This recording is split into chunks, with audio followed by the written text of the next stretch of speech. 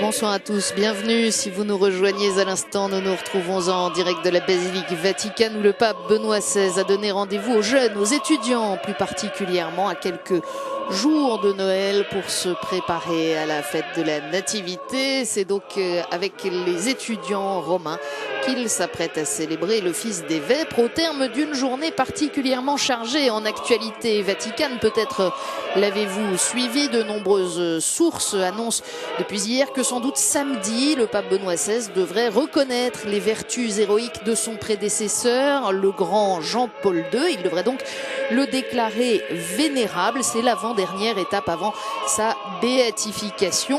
Le pape Benoît XVI qui devrait aussi permettre la béatification d'un autre Polonais, une béatification qui pourrait avoir lieu dès juin 2010 à Varsovie, d'après nos confrères de l'agence Immédia, celle du père Jerzy Popieluszko, symbole de la lutte de l'Église contre le régime communiste. Et puis peut-être l'avez-vous suivi également dans l'actualité de l'Église aujourd'hui, la démission de l'évêque irlandais Donald Murray, accusé d'avoir dissimulé les activités pédophiles de certains de ses prêtres.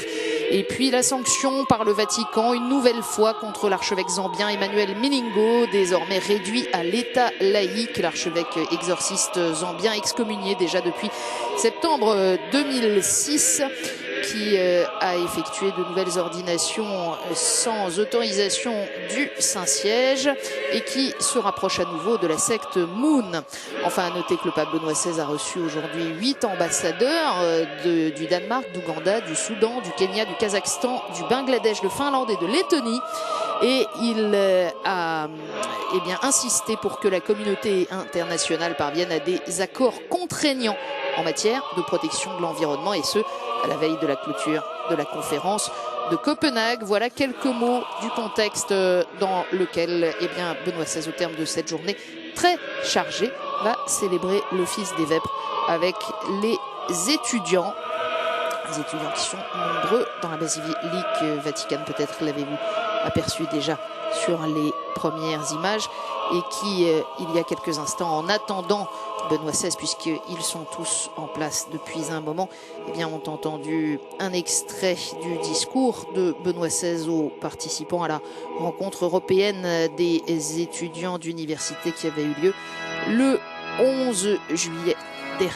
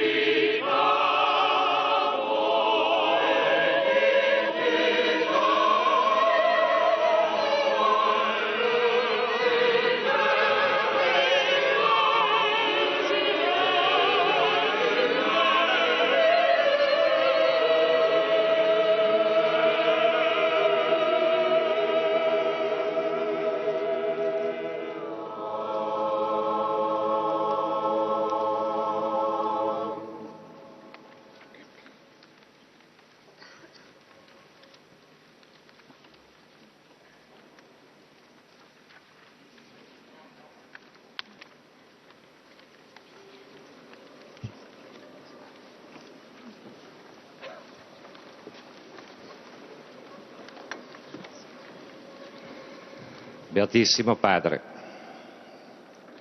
intensa è la felicità e grande la commozione in ognuno di noi che, affollando questa sera la stupenda basilica di San Pietro, très émus de vous recevoir en cette sentiamo di basilique rappresentare Saint-Pierre. l'intera comunità degli Atenei di Roma. Nous sommes ici tous rassemblés avec les représentants des Athénées universitaires de Rome, da cui la nostra comunità universitaria è contraddistinta. Nel deferente e filiale ossequio alla santità vostra, la gioia commossa dei presenti vorrebbe innanzitutto trovare le migliori parole in grado di esprimere il grazie sincero e profondo che è nell'animo di ciascuno. Tous les étudiants ici rassemblés aimeraient vous remercier, très Saint-Père, pour votre pontificat. All'inizio della novena, quando ormai è prossimo il giorno della nascita del bambino Gesù. En ce premier jour de neuvaine, à l'approche de la fête de Noël, Con l'uomo stringe per sempre un'alleanza santa, un patto di amore eterno. avec la venue du Christ, nous recevons cette alliance nouvelle de Dieu avec les hommes. Costituisce una comunità di Atenei attiva.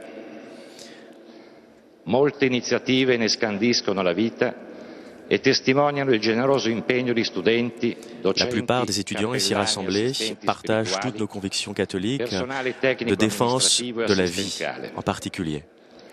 Con il contributo di tutte le università si stanno realizzando le settimane culturali, affinché si Nous manifesti sommes en train aussi de vivre des semaines culturelles il significato e l'orientamento, una cultura per la città.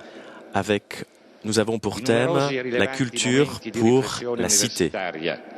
Sulla lettera enciclica Caritas in Veritate, Avec votre encyclique, ha voluto donare non solo alla Chiesa ma anche a tutti gli uomini di buona volontà, où vous adressez à tous les hommes de bonne volonté, che, promosso dalle facoltà di economia, si svolgerà nel giugno del prossimo anno. Nous aurons de nouvelles activités en juin prochain pour commémorer cette encyclique sur la vérité et la charité. E lo sviluppo delle università africane, in collaborazione con la Direzione Generale per la Cooperazione del Ministero degli Affari Esteri. A passi rapidi si sta completando un progetto di telemedicina per l'Africa. Et proprio qui, les universitaires travaillent aussi à un projet de télémédecine qui pourra probablement se réaliser d'ici quelques temps. La Federazione Internazionale dell'Università Cattolica. Il nostro ringraziamento, Padre Santo, non riuscirebbe tuttavia a esprimere interamente e genuinamente i sentimenti che lo alimentano se non venisse accompagnato da una dichiarazione di impegno a cui moltissimi di noi si sentono sempre più chiamati. Nous vous remercions, très Saint-Père, pour vos encouragements à nous donner davantage, vers la création pour le royaume de Dieu. E per farne crescere l'adesione appassionata anche in coloro che ci sono accanto nello studio e nella ricerca, attingeremo al magistero della santità vostra, da cui frequenti provengono pour toute recherche universitaire, nous prendrons racine, nous aurons à souhait de prendre dans le magistère, dans votre magistère, tous les enseignements possibles. E nelle meravigliose capacità degli uomini figli di Dio, sappia superare ogni difficoltà del presente, comprendere il senso delle grandi trasformazioni in corso. Grâce à votre enseignement, nous pourrons ainsi aider l'humanité et préparer l'histoire de demain. Di questo rinnovato slancio l'università ha bisogno.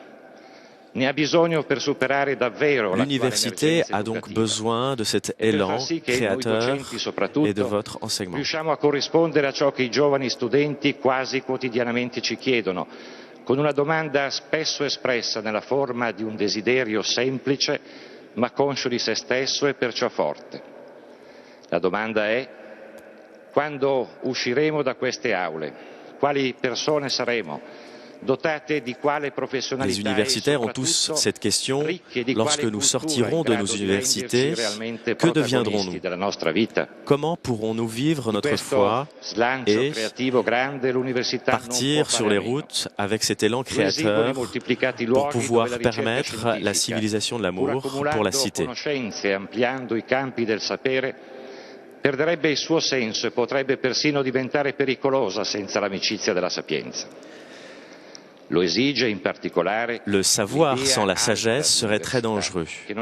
C'est pourquoi les universitaires ici présents cherchent à défendre et à promouvoir la sagesse divine. Il servo di Dio, cardinal John Henry Newman, così definiva con splendida precisione di concetti e di parole. Le cardinal Newman disait justement à ce sujet: l'université est une lumière du monde,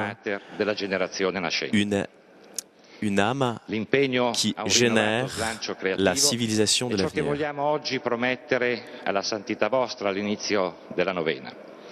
Desidera anche essere il nostro un atto di gratitudine sentita, poiché conosciamo quanto il presente e il futuro dell'università sia nel cuore del professore che è il nostro Papa. Nous vous remercions, très Saint-Père, pour votre amour des universitaires. Nell'anno pastorale che assai significativamente è dedicato a Eucaristia e carità intellettuale. En cette année qui est dédiée à l'étude et à la charité, nous vous remercions, très Saint-Père, et nous vous remercions principalement de nous donner un enseignement, votre parole. Merci de tout cœur.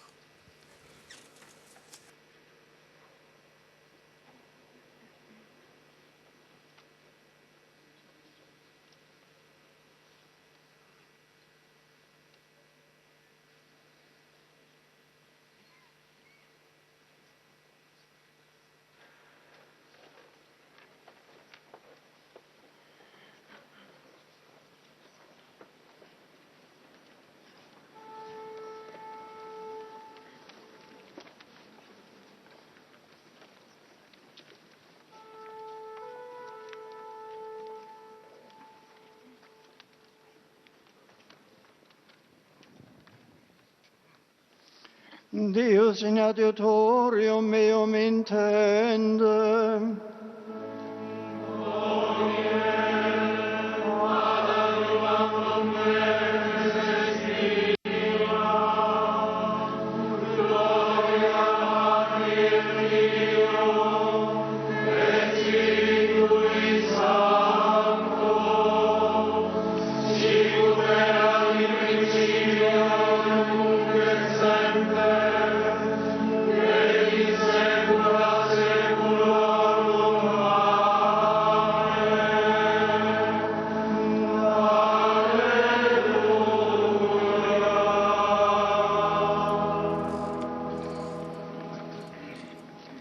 Chante l'hymne Verbum Salutis Omnium.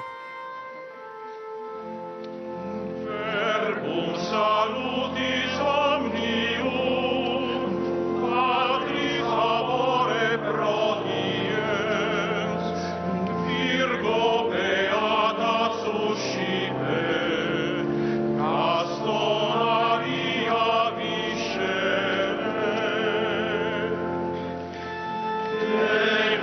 Illustra celi tu,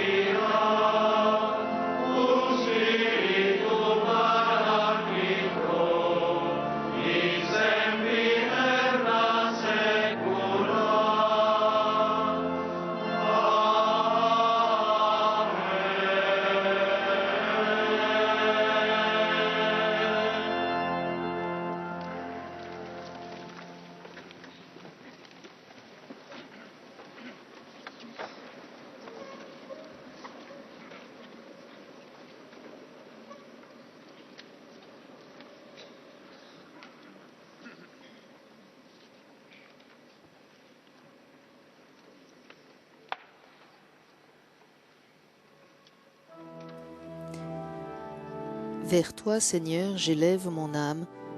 Viens me délivrer, je m'appuie sur toi.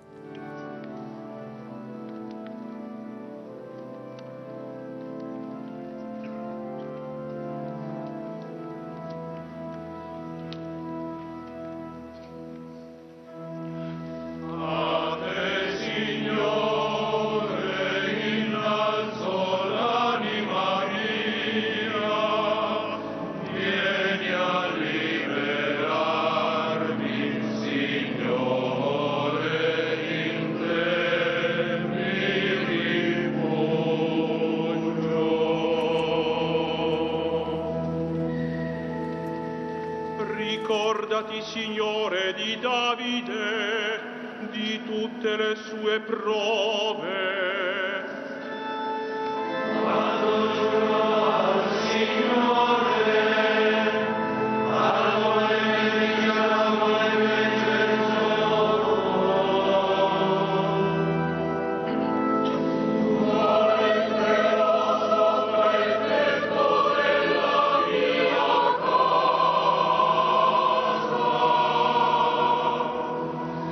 Non mi stenderò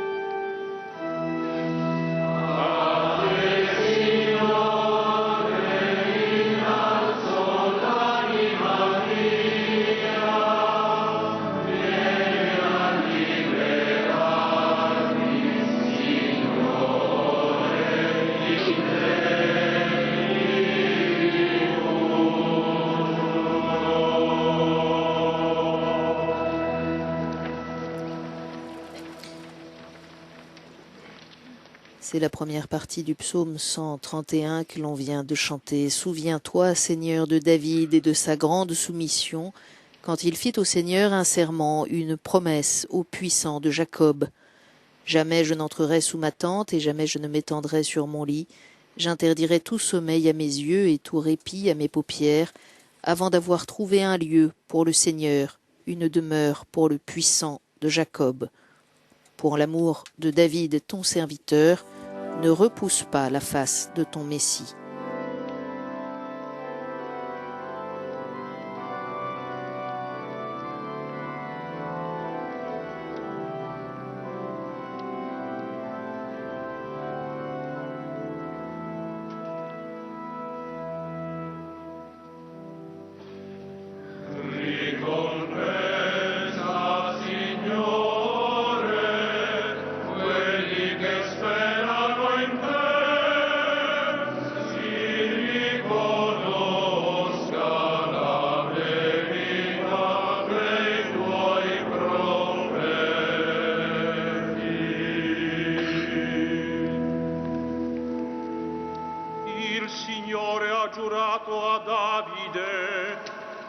Ritratterà la sua parola, il frutto delle tue viscere io metterò sul tuo trono.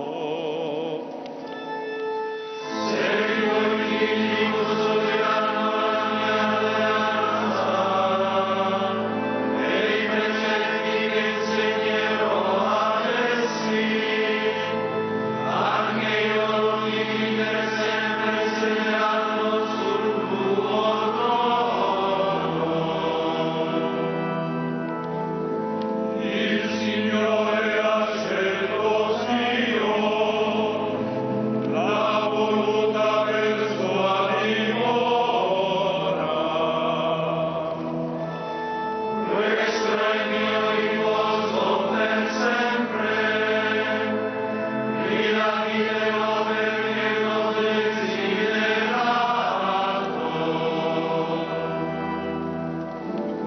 Elegherò tutti i suoi raccolti, sazierò di pane i suoi poveri,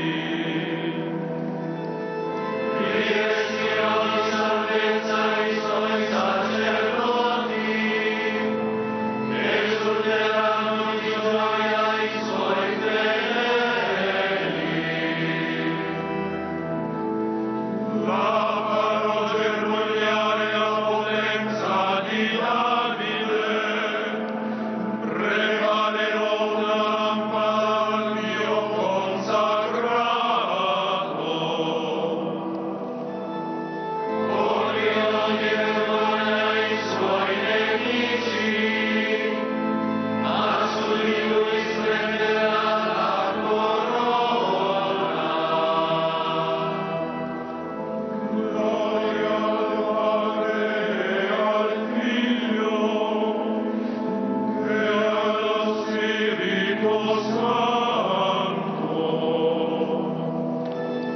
come era nel principio, ora e sempre, nei secoli dei secoli. Amen.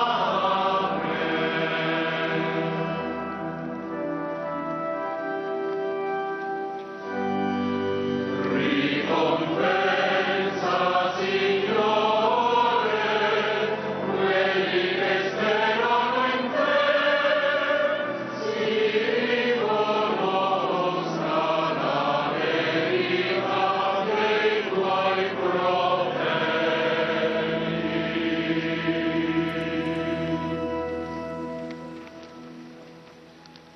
Et après cette deuxième partie du psaume 131 sur l'élection de David et de Sion que nous venons d'entendre, nous allons maintenant chanter le cantique. À toi nous rendons grâce, Seigneur, Dieu de l'univers, toi qui es, toi qui étais.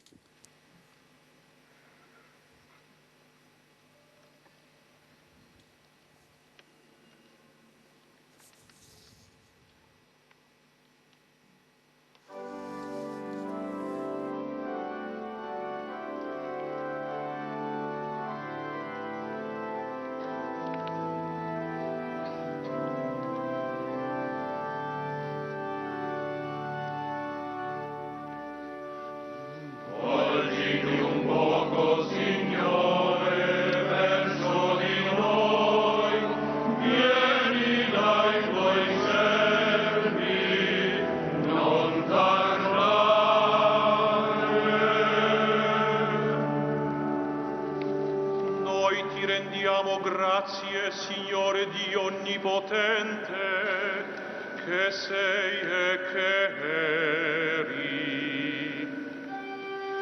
Perché adesso la grande potenza e hai restaurato il tuo regno. Le genti fremettero, ma è giunta l'ora della tua ira.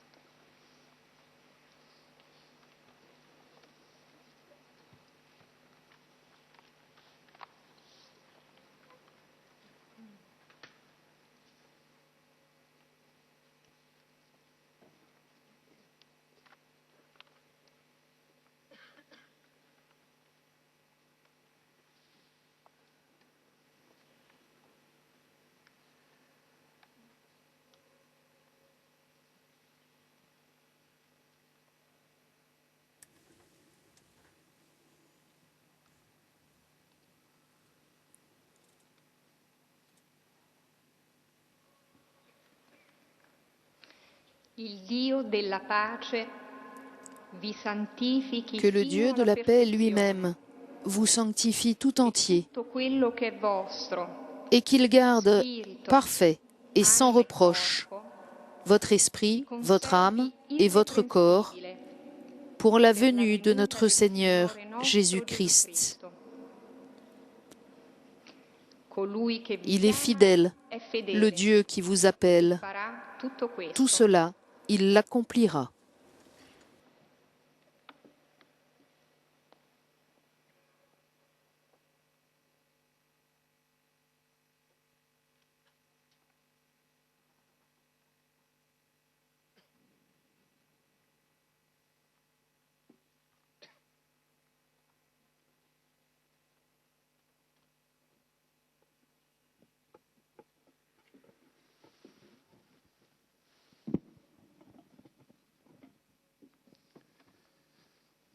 Signori cardinali, venerati fratelli nell'Episcopato, illustri signori e signori cari fratelli e sorelle. Messieurs les cardinaux, vénérables frères dans l'épiscopat, mesdames et messieurs, chers frères et sœurs, quelle est la sagesse qui naît à Bethléem?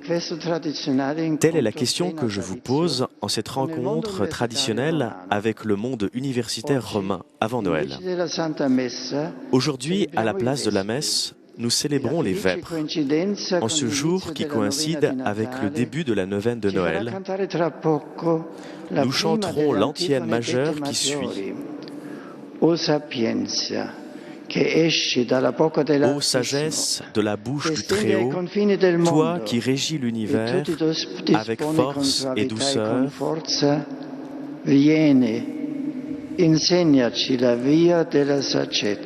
viens, enseigne-nous le chemin de la sagesse.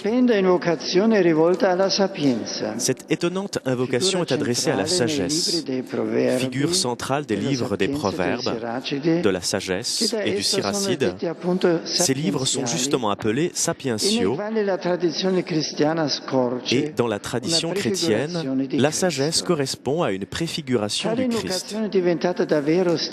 Cette invocation devient vraiment encourageante, voire provocante, quand nous nous plaçons devant la crèche. Nous sommes face au paradoxe d'une sagesse qui sort de la bouche du Très-Haut et qui en même temps est couchée dans une mangeoire. Nous pouvons déjà aussi anticiper la réponse de cette question initiale. Ce qui naît à Bethléem est la sagesse de Dieu. Saint Paul, en écrivant aux Corinthiens, utilise déjà cette expression, la sagesse de Dieu qui est dans le mystère. Il s'agit d'un projet divin qui est resté caché depuis les siècles et que Dieu a révélé dans l'histoire du salut. Dans la plénitude des temps, cette sagesse a assumé un visage humain, le visage de Jésus, lequel, comme le dit le symbole des apôtres, fut conçu du Saint-Esprit, est né de la Vierge Marie, a souffert sous Ponce Pilate, a été crucifié, est mort et a été enseveli, est descendu aux enfers, le troisième jour est ressuscité des morts, est monté aux cieux, est assis à la droite de Dieu le Père Tout-Puissant, d'où il viendra juger les vivants et les morts. Le paradoxe chrétien consiste justement dans l'identification de la sagesse divine, c'est-à-dire le Logos éternel, avec l'homme Jésus de Nazareth et avec son histoire. Il n'y a pas de solution à ce paradoxe, sinon dans la parole « amour », qui dans ce cas est écrite naturellement avec un « A » majuscule. Il s'agit d'un amour qui dépasse infiniment les dimensions humaines et historiques. Donc, la sagesse que ce soir nous invoquons est le Fils de Dieu, la seconde personne de la très sainte Trinité. C'est le Verbe qui, comme nous le lisons dans le prologue de Saint Jean, était au commencement auprès de Dieu, et il était Dieu.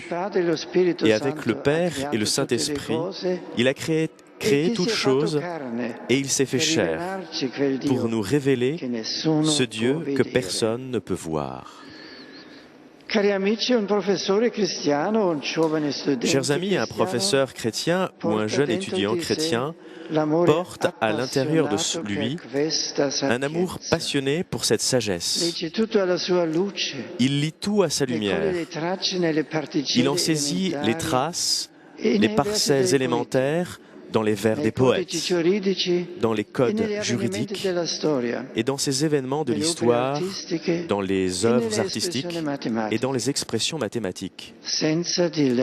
Sans la sagesse, rien n'a été fait de tout ce qui existe. Et donc, en toute réalité créée, nous pouvons y entrevoir un reflet de Dieu selon des modalités différentes. Tutto ciò che viene recepito dall'intelligenza umana può esserlo perché in qualche modo e misura partecipa della sapienza creatrice. La capacité de l'intelligence humaine est bien réelle car elle participe à la sagesse créatrice. Et en dernière analyse, il y a aussi la possibilité même de l'étude, de la recherche, du dialogue scientifique dans chaque domaine du savoir. A questo punto non posso evitare una riflessione forse un po' scomoda ma utile per noi che siamo qui e che apparteniamo per lo più all'ambiente accademico. Évidemment, je ne peux pas omettre de poser la question suivante. La notte di Natale, il y avait qui à la nuit de Noël près de la grotte de Bethléem? Qui a accueilli la sagesse quand elle est née? Qui a accouru pour la voir? Qui l'a reconnue et adorée? Ce ne sont pas des docteurs de la loi, des scribes ou des sages.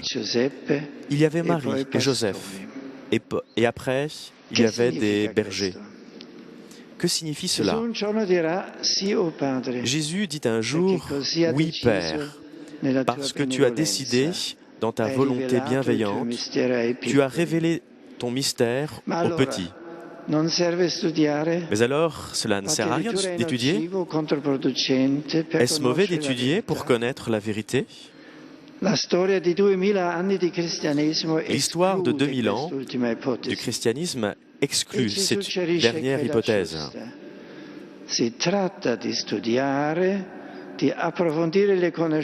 Il s'agit d'étudier, d'approfondir les connaissances en conservant une âme de pauvre, un esprit humble et simple comme celui de Marie, qui est le siège de la sagesse.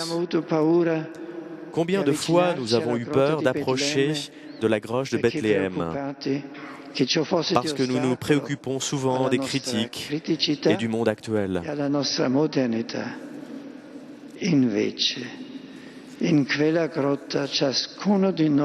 En revanche, dans cette grotte, chacun de nous peut découvrir la vérité sur Dieu et la vérité sur l'homme.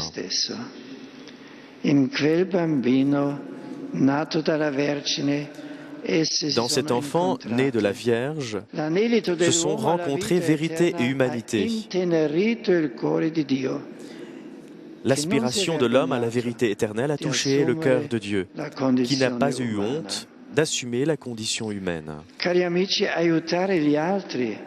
Chers amis, aider les autres à découvrir le vrai visage de Dieu est la première forme de charité. C'est cela la charité intellectuelle. J'ai appris avec plaisir que le chemin de cette année pastorale, universitaire, diocésain, aura pour thème Eucharistie et charité intellectuelle. Il s'agit d'un choix exigeant, mais approprié. En effet, chaque célébration eucharistique, Dieu vient dans l'histoire en Jésus-Christ, dans sa parole et dans son corps, nous donnant cette charité qui nous permet de servir l'homme dans sa concrète existence. Le projet de culture pour la cité nous offre une prometteuse proposition de présence chrétienne dans le milieu culturel. J'espère que votre chemin portera du fruit et je voudrais inviter tous les Athénéi universitaires d'être des authentiques ouvriers de charité intellectuelle. De cela dépend largement le futur de la société, avant tout dans l'élaboration d'une nouvelle synthèse humanistique et une nouvelle capacité pour l'avenir. J'encourage tous les responsables des institutions académiques à continuer ensemble en collaborant à la construction de communautés dans laquelle tous les jeunes puissent se former à être des hommes mûrs et responsables pour réaliser la civilisation de l'amour. À la fin de cette célébration, la délégation universitaire australienne remettra à la délégation africaine l'icône de Marie Sedes Sapiense, siège de la sagesse.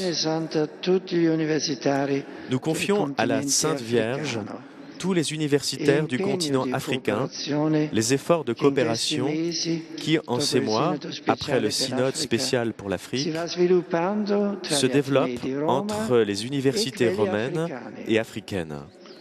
Je renouvelle mon encouragement à cette nouvelle prospective de coopération et j'espère que puissent naître et croître des projets culturels capables de promouvoir un véritable développement intégral de l'homme. Chers amis, que la prochaine fête de Noël puisse vous apporter la joie et l'espérance, ainsi qu'à vos familles et à tout l'ensemble universitaire à Rome et dans le monde entier.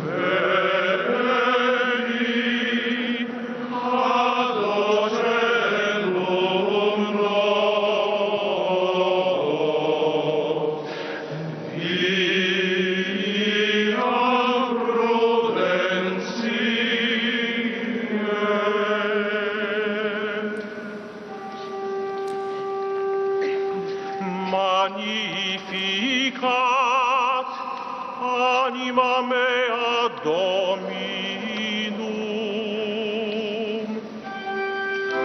Et exultavis Spiritus meus, in Deo Salvatore meo.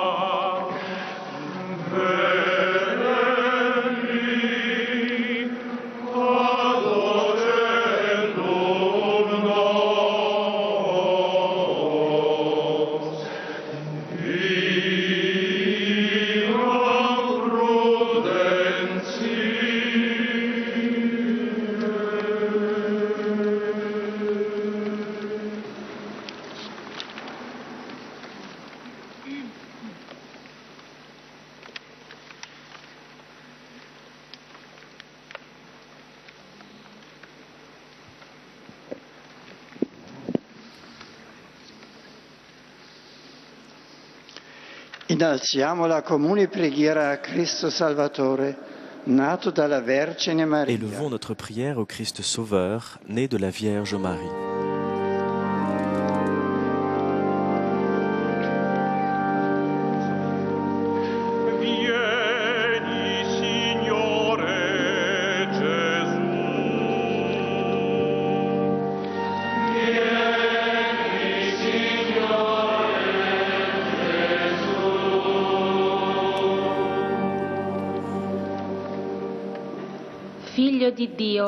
Fils de Dieu, qui vient comme le véritable ange de l'Alliance, fait que le monde entier te reconnaisse et t'accueille.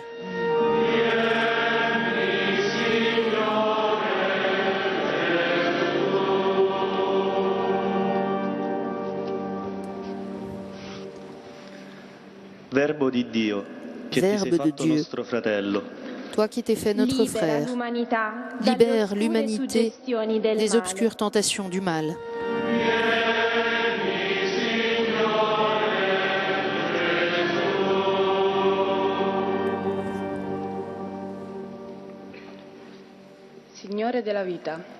Seigneur de la vie, qui a pris sur toi notre mort, fais que nous acceptions de tes mains la souffrance et la mort.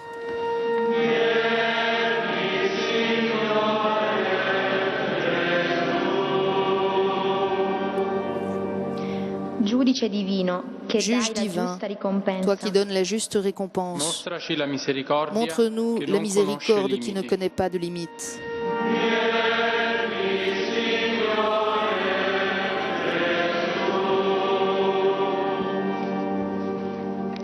Christ Seigneur, mort pour nous sur le bois de la croix, donne le repos éternel à ceux qui sont morts à cause de la haine et de la violence.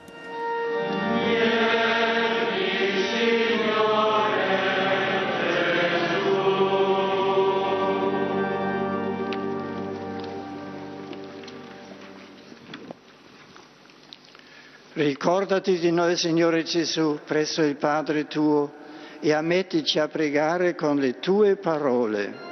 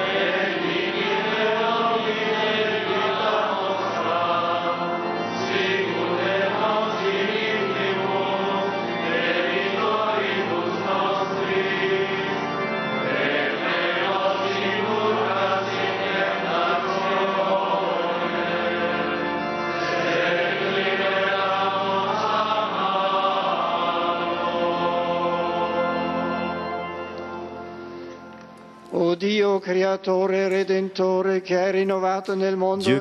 et rédempteur des hommes, qui a renouvelé le monde en ton Verbe, tu as voulu que ton Fils prenne chair dans le sein de la Vierge.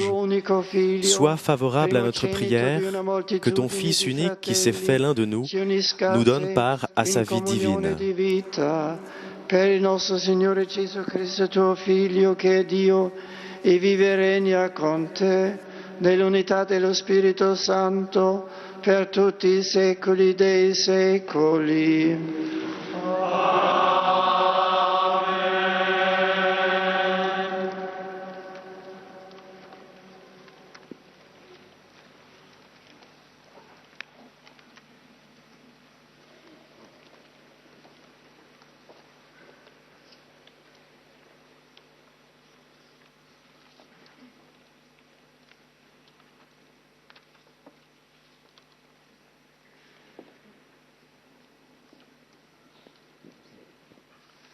Dominus vobiscum.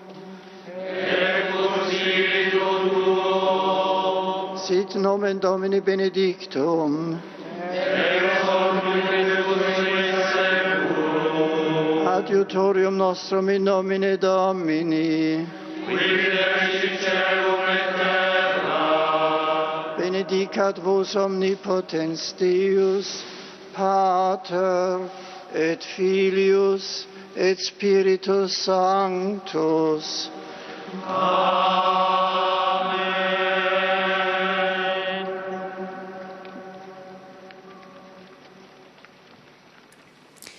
Et comme le disait Benoît XVI à la fin de son homélie, l'icône de Maria Sedes Sapiense va maintenant être remise par la délégation universitaire australienne à la délégation africaine.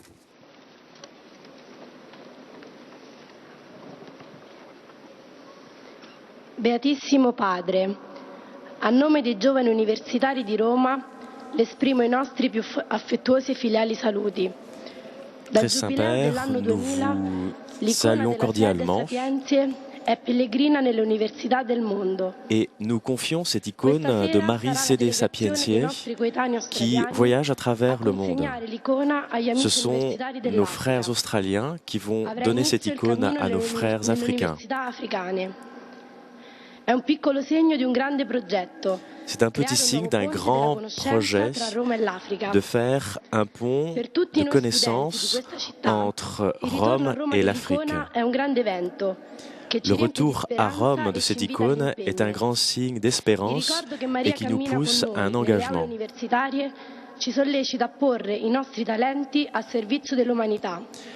Nos talents d'Italiens nous poussent à servir le monde entier à travers nos connaissances, mais aussi à travers notre don.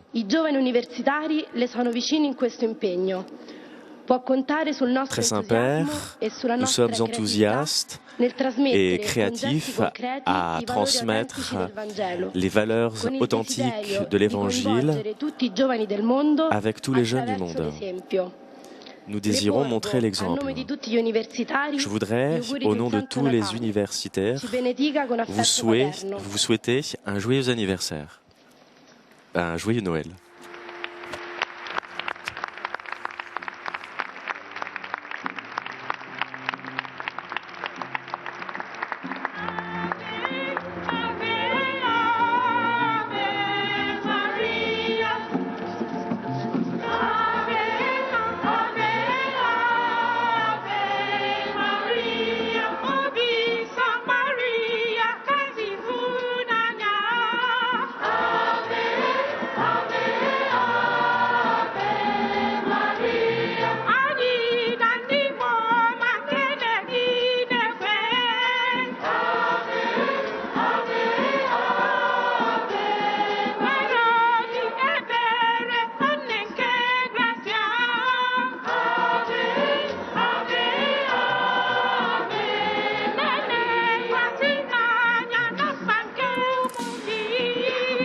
Benoît XVI tout à l'heure de confier à la Vierge Sainte tous les étudiants du continent africain et l'engagement de coopération qui, ces temps-ci, après le synode spécial pour l'Afrique, se développe entre les universités romaines et les universités d'Afrique.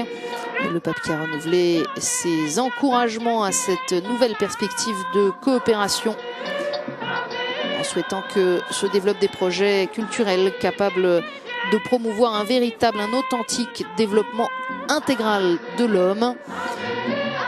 Et donc ce sont les délégués de l'Afrique qui, au nom des étudiants, reçoivent maintenant cette icône de Marie Sedes Sapiense, icône qui va parcourir l'Afrique.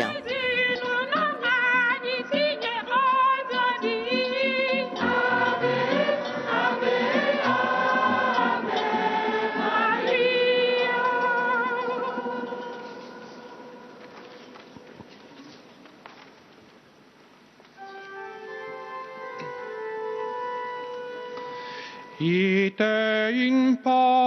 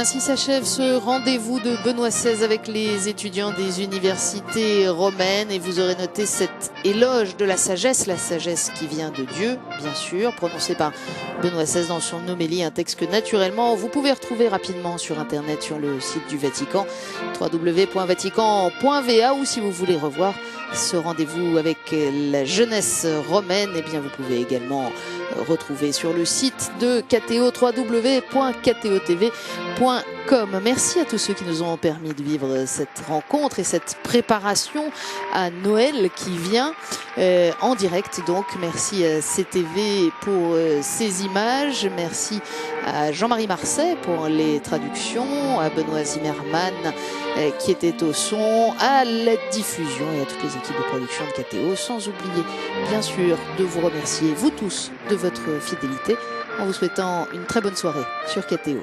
À bientôt.